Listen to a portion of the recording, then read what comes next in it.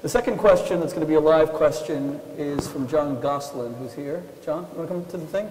Let me just say as John comes here, most of you know Jon Gosselin from John and Kate +8 and TLC. I'm a TLC television host. Let me just say that, you know, fame is something where you get very little chance to tell the world who you are. You just get caricatured. I've come to know John a little bit through his very dear friend Mike Heller, who's here. Where are you, Mike? And his father, Mark Heller, his agent and his lawyer. But Mike is a very dear friend who comes to us for Shabbos all the time. And John is a single father who is going through a difficult time, and I've discovered you as a person, and it's very important that America discover you as a person. And thank you for coming for this values discussion, so you can also bring greater values in navigating the pitfalls of fame. Thank you for inviting me. My question to the panel is, you know, obviously I'm going through a divorce. It's pretty public. And as a single dad, you know, what 2 or 3 values can I use to raise good kids? Let's start with Mehmet Oz. Yes, please. Well, thank God we're not going through a divorce, but I mean, a lot of celebrities, right? It's very difficult to navigate the fame thing, Mehmet. Yeah, I mean, I must say, just to echo, and it came up today in conversation as well, is this whole issue of respect. When you look at a husband and a wife, and you do marital counseling on them, the one telltale sign that it's an irretrievable marriage is when they show disdain to each other, usually through facial expressions. It's very subtle. It's, you know, the dripping of the lip, you know, it's a little bit of a sneer when they make a comment validating something that they think is important. And the kids pick up on that. And one bit of advice, and I'll be short, is that the kids are not going to treat themselves the way you treat them. They're going to treat themselves the way you treat yourself.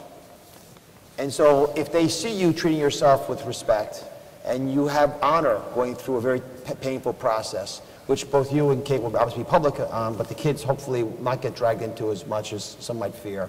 Then when they grow older, they're going to say, this is how my dad composed himself at his time of greatest struggle. And that might be the biggest gift you could give them. Respect. Okay, Cory? I can't say I know anything about raising children, except for having had... But your parents raised you with a lot of, they gave you a lot of confidence. So I will say for brevity, James Baldwin said very simply, children are never good at listening to their elders, but they never fail to imitate them. And to Dr. Oz's point, the qualities and the values and the character that you evidence in your daily life is what's going to most reflect on them. I had this moment where I took some of the police officers that work with me every day to a Yankee game, and thanks to the generosity of a friend, we had these amazing tickets, but we were split by sections, and there were a bunch of the parents, the cops, and the kids in front. Some of the kids didn't get in that special section where all the food was free. And I remember going down, there's these mounds of candies, and I thought to myself, let me just grab some of the candy and hand it back to the kids that didn't get into this section.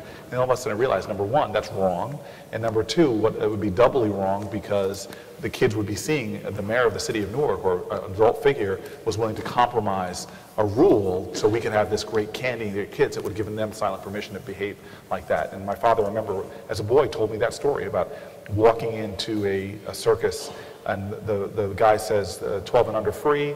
Here are some, how old are your kids? And they said 13. He goes, I would have never known that. Why didn't you just say they were 12? And the father says, because they would have known that, and that's what's important.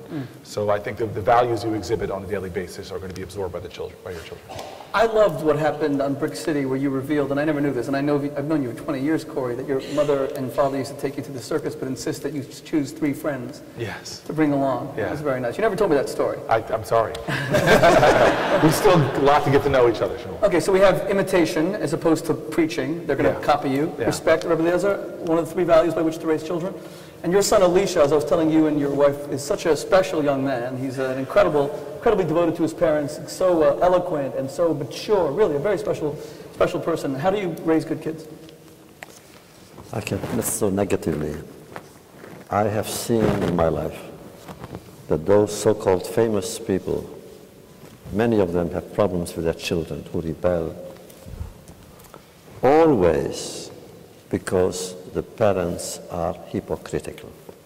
A child resents hypocrisy of the parents more than anything in the world. But the parents say one thing to the child, do this and do that, and they themselves do something else.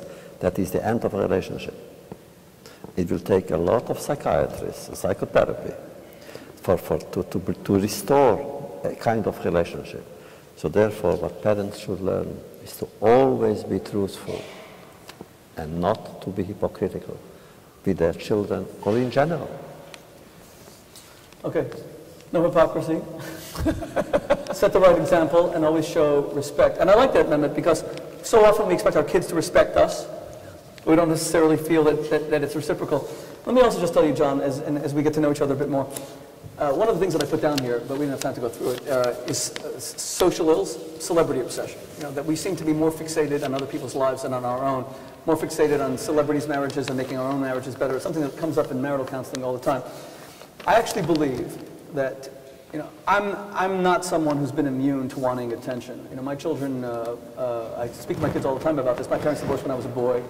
And maybe I didn't get the love that I needed. They loved me infinitely, my parents, but they were wounding each other. And when you're experiencing that kind of pain, you often don't have the love to give. So I wanted to do good things in my life. And Cory saw from my early 20s, I did good things in Oxford, but it was important that it be recognized. As I got older, and especially after the tragedy of Michael Jackson's life, I learned one thing. You start life thinking you want to be recognized. You end life knowing you want to be respected. You want people to take you seriously. Mehmet Oz is one of the people I look up to most in the world because of how serious he is as a celebrity. But I said to Mehmet when he was about to launch this massive TV show, which is, you know, this cultural trendsetter, I saw him save a life, you know, and you can go on TV, but nothing will ever replace the surgery he does. And Mehmet continues to operate twice a week amidst doing his TV show, which is unheard of. Or Cory, who is a huge celebrity now, but because of what the good stuff he's doing in Newark. Or Professor Elie Wiesel, who's been on the world stage for 50 years, but his fame comes from his contribution, and he never seeks it. He comports himself with so much humility. And I say the same thing to you, that I've met you, and you're very soft-spoken, and your heart is not known to the world, and you have a very good heart, and I know that you will have the best of intentions. But you can get caught up in this celebrity thing like this, and you can be lost. And I sometimes found that I was going to get there. I have to tell you, I will reveal a conversation tonight. Professor Wiesel has been an amazing guide and friend to me. And I wanted Michael Jackson to benefit from him, and I took the two of them to meet, and Michael's life ended tragically. And I called Professor Wiesel to apologize after a certain meeting that Michael didn't stay the course of things that Professor Wiesel shared with him about the need to be serious and the need to use, that fame was a responsibility. Professor Wiesel famously said to me, and he's given me mild rebukes throughout my life because he loves me and cares about me and doesn't want me to go off the deep end. He said to me, Shmuley, you keep on thinking you can change Hollywood. What happens if it changes you first? And you know, John, you got to keep his words, and I'm sure you remember the conversation with Rabbi Shmuley, you got to keep those words in mind.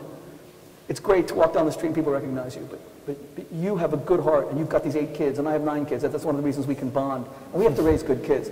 Because as I always say, are you really a success in life if the people who mean the most to you think the least of you? Cory Booker's on the phone day and night telling me, Shmuley, keep your, you know, stay grounded. Day and night, right, Cory? It's the main thing you've told me throughout my life. And all the people who love me tell me that, so I'm telling you the same thing. I wish you every success. It's my opinion, as I've said to you, that your kids should not be on this show.